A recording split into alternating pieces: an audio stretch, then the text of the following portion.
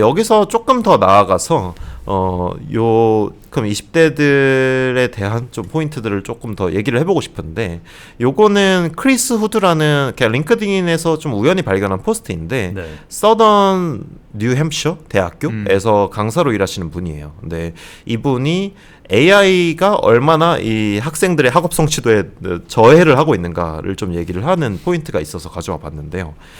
이거는 챗GPT한테 요약을 시켜본 건데, AI 사용 증가에 따라서 GPA 그 학점이 어떻게 변화하고 있는가를 적어봤어요. 네. 이 아저씨가 적었어요. 근데 2021년 이전, 그러니까 챗GPT가 출현하기 이전에는 평균 GPA가 한 3.84에서 3.87 정도 되는 정도의 사람들이 2024년도에는 이 사람들이 AI를 사용하는 비중이 한 체감상 60% 정도는 되는 것 같고, 네. 3.25 정도, 거의 한 학점 정도 하락을 했다라고 이야기를 해요. 그래서 실제로 이 AI가 많이 퍼지게 되면서 20대들이 잠재적으로 확보해야 되는 자포지션을 위협하는 것도 있지만, 네. 동시에 그들의 역량에도 되게 많은 저하를 멍청해지고 가하고 있다. 있어. 네, 멍청해지고 있다. 네. 이거 약간 좀 꼰대 같은 그런 느낌이기도 한데. 뭐 그렇긴 한데 일단 뭐 GPA가 말해주니까. 그러니까요. 네. 요즘 애들이 제일 멍청해 뭐 이런 얘기 계속 하잖아요. 네. 근데 그런 게 이제 드러나고 있어라고 네. 이 아저씨가 좀 거론을 하고 있고요. 네. 그리고 여기서 좀 재밌는 게, AI 사용 비중이 높은 학생들이 과제에서는 B+ 이상을 받는다. 근데 중간고사 보거나 발표하거나 이렇게 현장에서 바로 조지는 거 하면은 평균보다 한 1.3점 낮아진다, 이 얘기를 해요. 그러니까 이게 과제는 분명히 AI 활용 능력은 좋으니까 네. 과제는 잘 수행을 해오는데, 네. 시험 봐 그러면은 이 비판적 사고 능력이나 프로세싱 할 수 있는 능력은 되게 많이 떨어져 있다라고 얘기를 하는 거죠. 네. 그래서 이 중간고사 낙제한 사람들 78%가 과제로는 B+ 이상 받았다. 이 급간이 엄청 커지고 있다라는 이제 게 과제가 지금 아무 현상인 것 같아요. 의미가 없을 것 같은데요. 그러니까요. 완전 랩탑이랑 스마트폰 다 두고 완전 너 빈손으로 와서 시험 보자 아니면 네. 의미가 없을 것 같다는 생각이 드네요. 근데 여기에 대해서 약간 저 질문을 드려보고 싶은 네. 게, 그럼 실제로 그런 문제는 시대가 바뀌었으니까 그러면은 시험 안 봐야 되는 거 아니야? 뭐 이런 챌린지를 할 수도 있는 것 같기도 해요. 실제로 왜냐면 아까 월스트리트저널에서도 다루는 내용이 있는데, 여기서도 써 있지만은 AI 리터러시라는 개념이 있어요. AI를 얼마나 잘 활용해서 문제 해결을 할 수 있느냐라는 게 사실 지금 AI라는 게 너무 중요한 툴이 되면서 지금 거론되는 개념이잖아요. 이게 어떻게 보면은 코딩이라는 것도 컴퓨터 사이언스가 발전을 하고 PC가 보급되고 사람들이 이걸 개발할 수 있는 툴들이 만들어지면서 코딩을 잘하는 것이라는 게 저 사람의 역량으로 여겼던 시기가 있었잖아요. 네. 지금 그게 확 날아가긴 그렇죠. 했지만 순간적으로.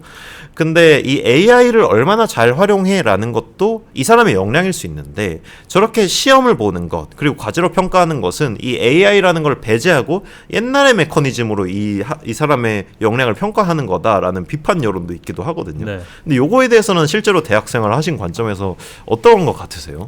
우선 이 새로운 프레임워크 필요하다는 건 완전 공감을 하고요. 네. 제가 최근에 본 기사 중에 재밌던 게, 요즘에 그 인사 담당자들이 면접 보거나 이제 이력서 보는 과정에서 되게 약간 카운터 인투이티브한 얘기인데, 오히려 이력서에 AI를 잘 활용한 요소가 있으면 뭐 가점을 준다, 그 얘기를 봤거든요. 실제로 뭐 얼마나 많은 회사가 하고 있는지 모르겠으나, 그런 식으로 어차피 AI가 대중화되고 계속 보급화될 거면은, 그리고 업무에서도 AI를 활용한 뭐 업무 비중이 뭐 절반 이상 된다고 했을 때 이걸 잘 쓰는 거 너무 중요하겠죠. 근데 제 꼰대 마인드가 또 충돌해서 약간 인지 부조화가 일어나는 게, 근데 프롬프트를 잘 놓고 그리고 AI를 잘 쓰려면 일단 내가 똑똑하고 사고가 잘 돼야 되는 건데, 그 트레이닝 과정을 AI한테 다 맡겨버리면 무슨 의미가 있지라는 생각이 드는 거죠. 그래서 글쎄요, 이 프레임워크가 바뀌는 거는 완전 인정. 근데 그 전에 지금 뭐 거의 모든 학습 과정, 업무 과정을 AI한테 다 위임해 버리면은 그러면 난 대체 뭘 배울 수 있나 라는 생각이 들고, 그리고 아까 말씀하신 것처럼 아까 우리가 악마의 거래 얘기를 했잖아요.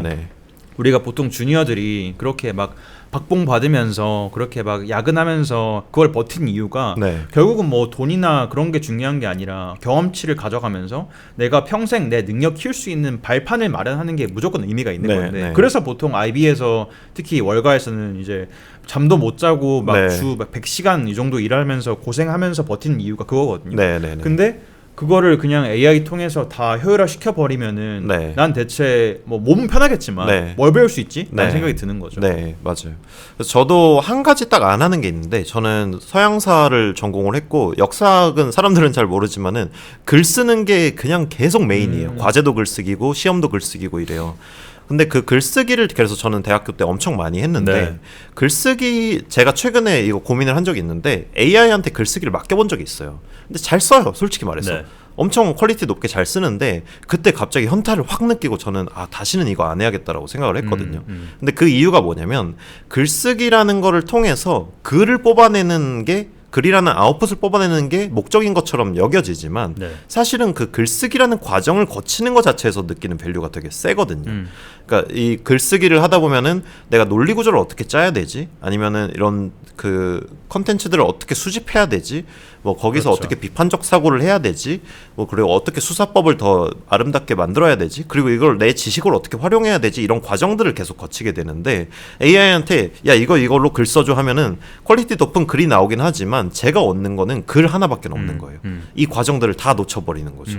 그러니까 사실은 그 AI한테 모든 걸 다 맡긴다라는 게 물론 AI 리터시가 높아지는 과정일 수는 네. 있겠으나 네. 사실은 놓치는 것도 굉장히 많다라는 거는 인지할 필요는 있는 것 같아요. 네, 맞아요. 저희가 VC 얘기만 잠깐 해봐도 네. 우리가 투심 보고서 쓰고 할 때 사실 지금 주니어들은 챗GPT 통해서나 AI 통해서 또 꼰대 같은 발언 나오고 네, 있는데 되게 편하게 할 거 없거든요. 네, 네. 근데 뭐 저희만 해도 사실 엄청 개고생하면서 막 한 달 동안 갈아 넣어서 네. 쓰고 하면은 너무 힘들고 조사하는 거 너무 힘들었는데 네, 네. 이게 지금까지도 남아있단 말이죠. 네. 그래서 근데 우리는 이렇게 어쩌면 프리 AI 인재일 수도 있는데 네. 이런 과정을 하면서 개고생은 했지만 어쨌든 머리에 잘 남고 사고 능력은 분명히 키울 수 있었던 네. 것 같다. 네. 근데 맞아요. 지금 포스트 AI 시대에서 그게 가능할까라는 네. 거죠. 투심 보고서를 기준으로 말씀 주셔가지고 저도 생각을 해보면은 저도 결국엔 보고서 한 장 남은 거긴 한데 뭐가 또 남았냐면 투자 철학이 좀 생겼어요. 그 네. 과정 중에. 네.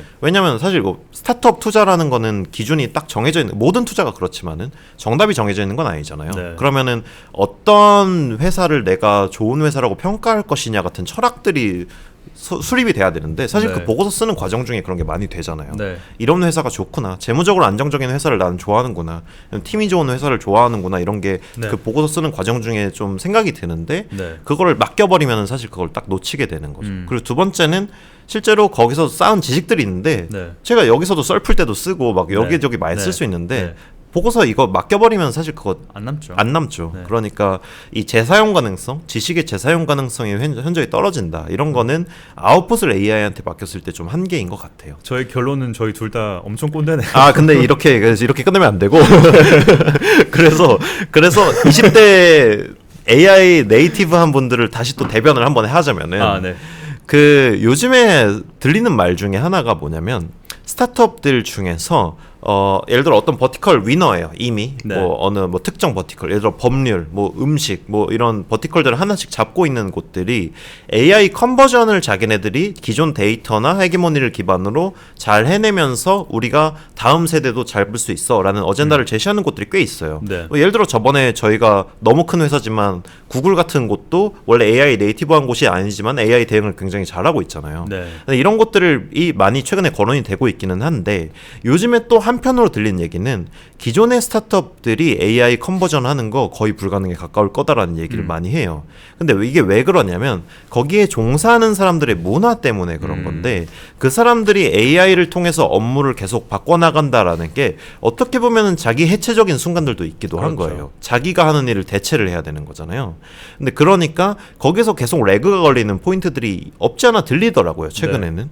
근데 여기에 반대로 지금 만약에 20대 분들이 창업을 한다라고 하면은 AI를 통해서 모든 문제를 해결할 수 있어라는 마인드셋으로 시작을 할 거잖아요. 네. 그러면은 훨씬 더 효율적이고 훨씬 더 정답에 도달하는 경로가 짧은 답을 도달할 수 있다라는 게 최근에 좀 거론되고 있는 이야기인 것 같기도 해요. 그래서 결론은 창업하셔라. 오히려 어디에 취직하려고 하시는 것보다 창업하시는 게 답일 수도 있다라는 생각도 들기도 해요. 네. 근데 뭐 이것도 뭐 그냥 완전히 막 추천하는 건 아니지만은 모두한테 추천하는 건 아니지만은 이런 새로운 솔루션을 찾아내는 게 지금 솔직히 뭐 그냥 대졸 취업 시장 망가진 거 그냥 사실인 것 같고 네. 근데 여기 안에서 계속 답을 찾으려고 하기보다는 본인만의 답을 찾는 것도 사실은 정답일 수 있다라는 생각이 들어요. 그래서 내가 사람으로서 얼마나 쓸만한 그 인적 자원이 될 수 있을까 이 고민이 사실 저희도 들고 아마 뭐 은퇴 앞둔 5, 60대도 들 것 같고 이게 10대까지 들고 이렇게 좀 고민 레벨이 넓어지다 보니까 제가 되게 최근에 재밌게 봤던 데이터가 지금은 고딩들이 졸업하자마자 창업하는 케이스가 엄청 많이 늘고 있대요. 미국에서는 특히. 그래서 뭐 이게 AI 이후로 이렇게 뭐 전반적인 어떤 존재적인 어떤 고민이 깊어지다 보니까 창업 비율도 좀 극단적으로 높아지고 있다는 게 좀 증명이 되고 있죠. 그래서 창업하셔서 혹시 뭐 잘 되시면은 이 탤런트 어퀴지션으로 또 취직이 되실 수도 있어요. 그러니까 뭔가 AI가 그게 좋은 것 같아요. 저희가 사실은 이 지금 NFM 라이브를 만드는 과정 중에도 AI를 여기 요소별로 많이 쓰고 있는데 이 뭔가를 빌드하기에 되게 좋아요. 좋은 수단이에요. 그래서 AI 리터러시를 갖고 있다라는 건 또 장점이 될 수 있으니까 새로운 시도들을 그거를 기반으로 많이 해보시는 것도 오히려 취직하기에 창업하기에 성공하기에 더 좋은 수단일 수 있다라는 생각은 드는 것 같고요. 다만 이제 꼰대로서 얘기를 하자면 비판적 사고 능력 이런 거는 기르면 기를수록 어렸을 때 기르면 기를수록 좋은 거는 맞으니까 책 읽고 글 쓰고 뭐 이런 거는 많이 해보시면 또 좋은 것 같다라는 생각은 또 듭니다.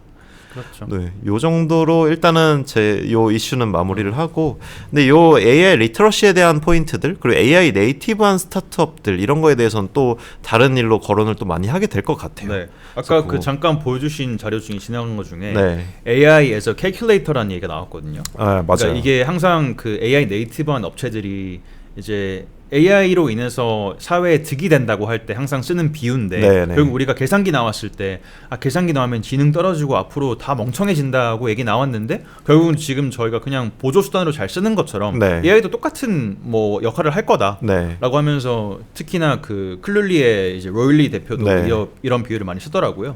지켜봐야겠죠. 한번 나와서 설명해 주세요. 설명해 주세요. 나와주세요. 좋습니다.